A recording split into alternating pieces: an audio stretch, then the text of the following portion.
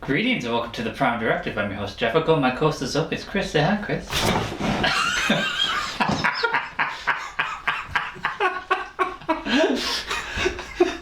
Still feeling this movie, eh?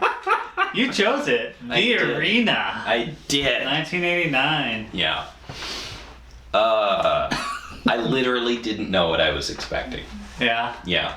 Yeah, I saw it a long time ago. I didn't remember a lot of it. Mm-hmm. But it had Ivana in it. I remembered that. Ivana from Babylon 5. It had Ducat from DS9. It had Quark from DS9. Mm-hmm. And DS9 is itself derivative of Babylon 5. So, you know, there's a lot of good sci-fi connections in this. Yeah. Mm-hmm. It was a nice change to see Ducat play a good guy. He wasn't as evil as I was expecting.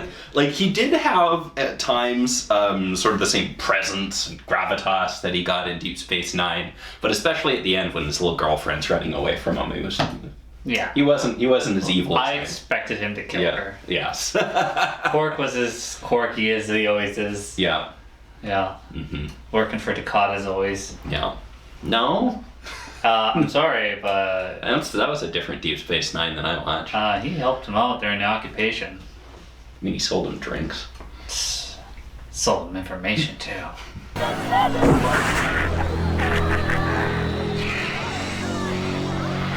Weezil, where are you? Weezil, Right here, Mr. Rogor. listen to me. Do it. Right away, sir. So the premise of this movie is we're on an alien space station. Mm-hmm. There hasn't been a human fighter in like forever. Mm-hmm. And The last human fighter lives on the station, though. Yeah. Everybody lives on the station. Yeah. Yeah. And so we just have these alien creatures fighting each other. Some of them were pretty cool. Yeah. Yeah. The giant grasshopper, I was like, what? That is a weird thing to fight. Yeah. Because its legs are out to here, its body goes all the way back. Yeah. And it had the tiny little arms. Get in close. No, don't get in close. Like, no matter how much you're red light, blue lighting that, I don't know how you push that much stuff up to the ring, right? Yeah. Like, whatever. Hey, it worked. Mm-hmm. We got Steve, who's a cook. He's a terrible fucking cook. Yep. And then there's a fight going on, and we're seeing, like, I thought they already had the handicap thing corrupted because like they're just like, why is my guy losing? This doesn't make sense. Mm-hmm. But I guess they just lost. Yeah. Well, I think they were saying that the original guy that was fighting the champ there, like he was sort of past his prime, right? Yeah, he looked half robot. Mm-hmm. He got destroyed pretty quickly.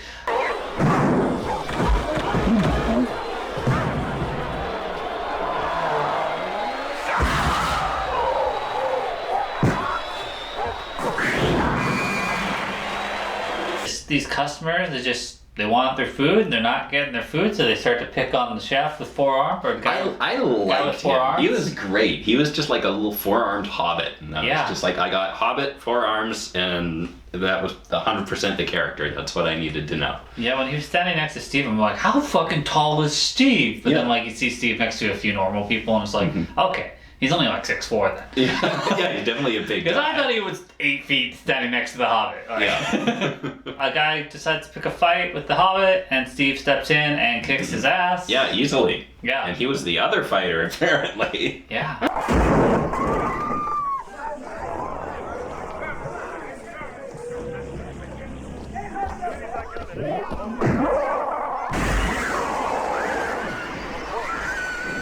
He gets fired because that's against station regs. Yeah. And then he loses his apartment because that's against station regs. Yeah.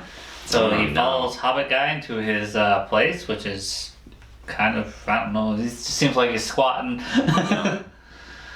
And then some guys come by to beat the shit out of him. Mm-hmm. And then he finally turns it around and beats the shit out of two guys. And then Quinn, Ivanova, decides that she's going to offer him a spot. Mm-hmm. Well, you've beaten all my other fighters up, so I guess you might as well be my fighter. Be my fighter. And he's like, no, I spent all my money to come here and be a fighter, but then I watched the games and realized they'll never even let me get into the fight.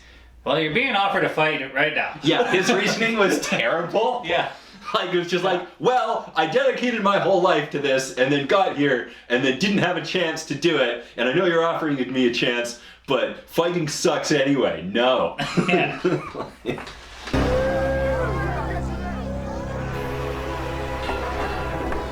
You ever thought about the arena, Steve? It's not for me. I wanted it once, I trained for it my whole life, but after I got here a year ago, I couldn't even get in the door. He goes to the club, they're like, oh, we're gonna get you a plane ticket back home, says Hobbit dude, and he gambles, and he sucks at gambling, apparently, until later, like, he's good at then he stealing. was doing good. Yeah. And the police security station. I'm kind of wondering if, I was wondering if that was how it was being played originally, like if some things got changed, like if he knew the raid was coming. Because, like you say, he's good at gambling later. And he's so confident about just going all in. Yeah. And giving this money away. And then he just swipes it quite competently after the raid. So I'm wondering if he was supposed to know that was happening. Everybody hands up. Other hands. Yeah, exactly. Because, like, that really seemed like his plan. Was just in the chaos grab all the cash. Because he didn't give a shit about his cards. He was just going for it. Yeah. Steve meets a hot blonde lounge singer girl there who's gambling. Yeah. And he's good luck for her because she wins at the table. Yeah.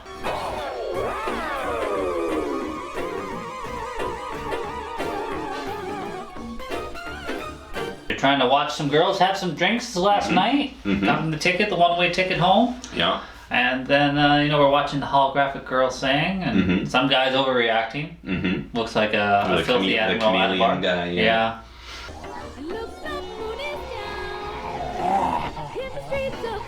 And then Quark shows up, and he's like, come with me if you want to leave. And takes him to Ducat. Ducat's like, you stole 18 grand from me.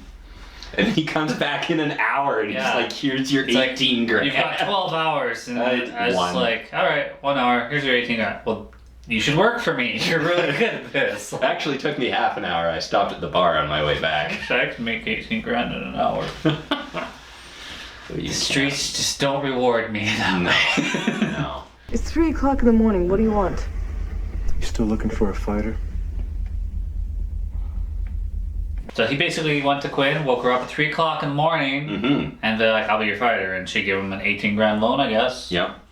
And yeah, so Ducat sees that he's the fighter. He comes into the club with the hot blonde girl, and then later it's just like, she's Ducat's guy. Like, what? I didn't realize that, even though she came in with him and he introduced her to me. Yeah. No way. Yeah. And yeah, he has his first fight against Grasshopper. And it was fun. You know, they did a good job with a lot of alien designs in this. There was a lot of cool alien designs. Yeah, we really rushed through his climbing of the ladder in the rankings, and we barely saw those aliens. They should have given us a little bit more. Like, why put all that effort in? Yeah. If you're just gonna have a faraway shot of them. I think that's probably why they didn't maybe put as much effort into those ones. But I really would have liked some more on the original human fighter guy. The guy was just gonna say that. A little bit more character on that guy, because he came by later and he's like, hey Steve, like, here's my championship necklace. Like, he's like, no man, you earned that. You've had so many great fights. I looked up to you. Like, they should have really built that. Like, what if the first scene was like his last fight or something? Yeah. You know, some big emotional, like the last scene from a different movie to start this off with that guy. Exactly. Yeah, that would have been good. No, there was room for improvement. Oh yeah. To give you my champion medal as a token of our appreciation. You fought 50 fights for this. You were the greatest. You gave us hope again, boy. And you got a lot of fights coming up. So knock 'em dead. So Steve, he has a montage of fights. Then later he's training for his big championship, because the commissioner's just like, hey, everybody loves this kid. He's the first human fighter in forever. So everybody's behind him. And so he's training, and then Hot Blonde comes by, and he's like, hey, how about you help me relax later? Well, that's a little forward. Yeah, he goes to her place, walks through the Arboretum, because she's got a lot of money. And then she's like trying to get ready. She's like, oh, have a drink, I'm just getting ready. And then like she puts on the necklace, and then he starts making out with her. Yeah. Like, she just got ready. I don't know what your plans were, but I thought, like, she's getting ready for a reason. Yeah. What about the fight? Let me worry about the fight. And then they have some implied sex. Ooh, implied sex.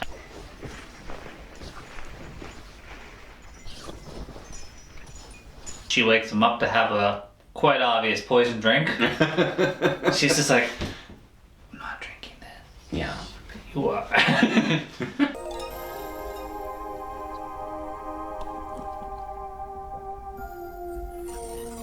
And then he wakes up all groggy, and then he goes to, his pit corner people, and he's just like, hey, I'm almost, help me get ready. Yeah. And then The doctor just injects him with the fix-it juice. Oh, the doctor comes in, he's like, waiting for the test results, and it's just like, computer's like, critical.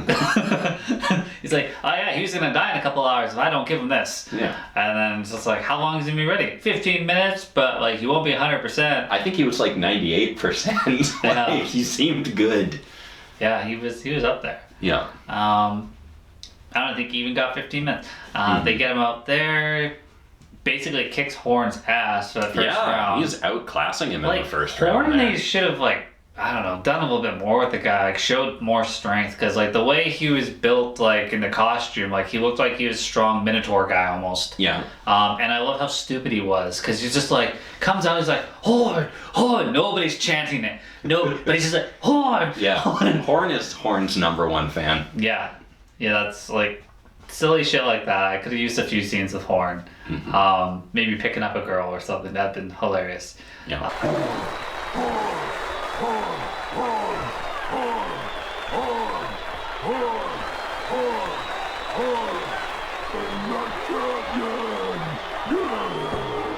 Crowd's just like, yeah, and everybody's just like, then they decide like, no, they're gonna boo now because it's just Horn. Like, It's boring. This is some weird crowd footage you've got. Because like they should have been unhappy with him, right? I liked how when the really zoomed out shots of the arena, it was just some stop motion little figures. Like you could tell they were moving very strangely, especially when the commissioner was out at the start. It was really neat, Hey, at least they got some extras out.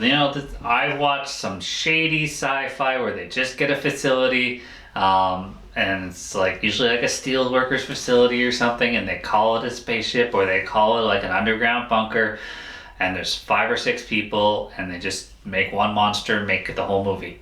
At least they had a lot of extras, and there was a decent amount of like effort put into this. They decide to rig the thing because the girl's drug thing plan didn't work out. Yeah, so they're rigging they got like the Harrison Bergeron system, the red light, blue light, and it makes both fighters the same strength or whatever. Yeah, but then Quark and Brainiac, or whatever her name was, they rig it so that Steve has like 0 strength. And he's getting his ass kicked, and then Hobbit guy's like, this is wrong, I'm gonna go check in on it. And he gets up there and he fights Quark, and he knocks... just straight up fucking murders him. Yeah, for a guy that was getting pushed around all the time, way to use your 4 arms. For punching. Yeah.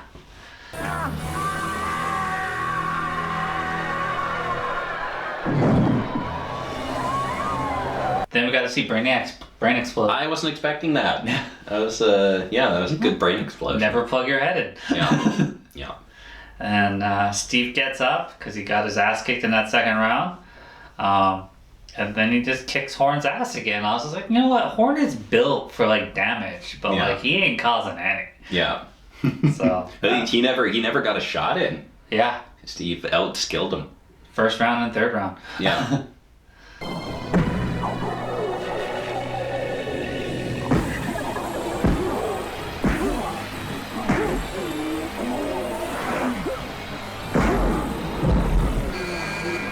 Then Steve wins. Blonde girl's just like typical, like, hey, you lost it, Cod, I'm out of here. Yeah. And then he's like, should have killed her. I'm sorry, you're the bad guy. You should have killed her. Just throw her from the balcony or something. Yeah. Instead, Claudia Christian gets to deck her. Yeah, she goes down there. She's like, Steve, I tricked you. And then Claudia's just like, we got like hints of the romance of him and Claudia, but not enough for me. I need my Claudia romance.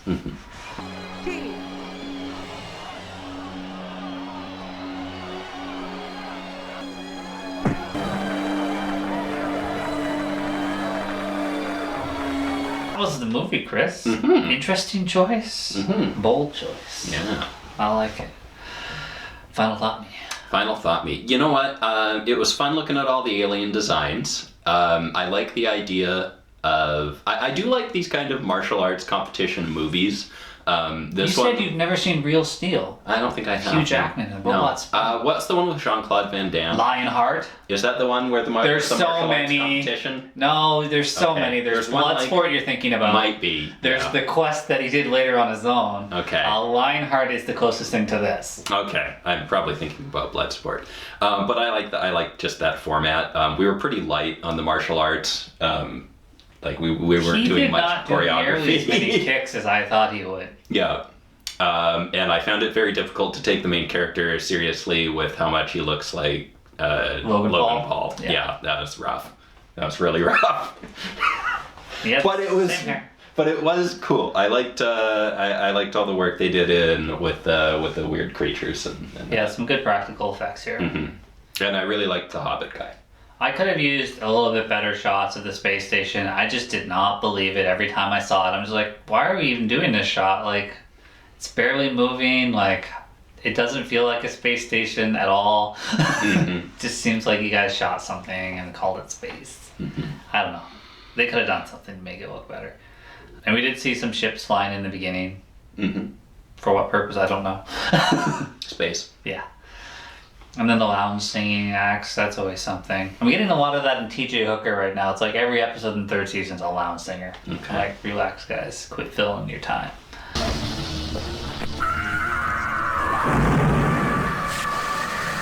I'm not to say it's a good movie, but I was entertained. There were elements I liked. Yeah, Yeah. for sure.